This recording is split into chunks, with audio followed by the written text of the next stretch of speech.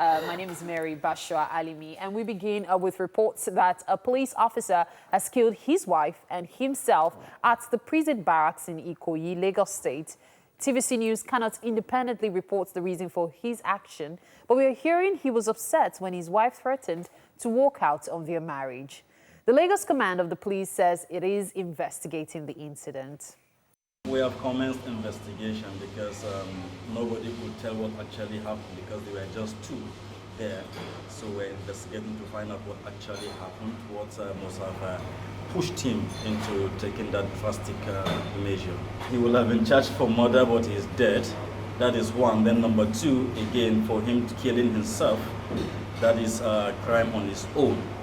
For him to have killed himself, we have laid down procedure of what should be done. I will not preempt the investigation at this stage. Let's allow investigators do their job. 14 members of the Edo State House of Assembly have accused the Edo State Governor, Godwin Obaseki, of anti-party activities and maladministration. Controversy has continued to trail the House after the inauguration of 10 out of the 24 lawmakers that make up the House of Assembly. All has not been well with the political landscape of Edo State for some time now. The inauguration of the state's 7th Assembly has only served to deepen the crisis. These 14 members from Edo House of Assembly are saying that the number of lawmakers inaugurated is not up to half of the total lawmakers in the House, and it is an attempt to truncate democracy in the state. They call on the All Progressives Congress to intervene and reconcile the factions created by this development. The rumored rift between the governor, Godwin Obaseki, and All Progressives Congress National Chairman, Adams Oshiomhole, is said to be the major cause of the rift in the State Assembly.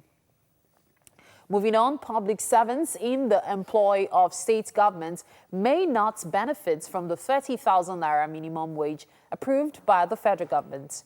The Nigerian Governors Forum is saying the increment will depend on the capacity of each state. Arriving for a meeting where crucial decisions affecting their states will be taken, topmost on the agenda of the Nigeria Governors Forum is the contentious national minimum wage recently approved by the Federal Executive Council. But this time, governors are ready to swim against the tide and perhaps slug it out with organized labor.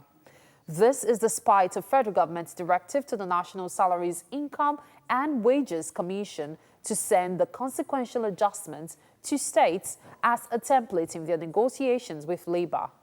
The governors also seem impressed by the way the National Center for Disease Control responded to the outbreak of yellow fever across the country. In August this year, there were reports of 243 suspected cases in 42 local governments spread across 5 states. There was also a total of 34 deaths recorded among the suspected cases.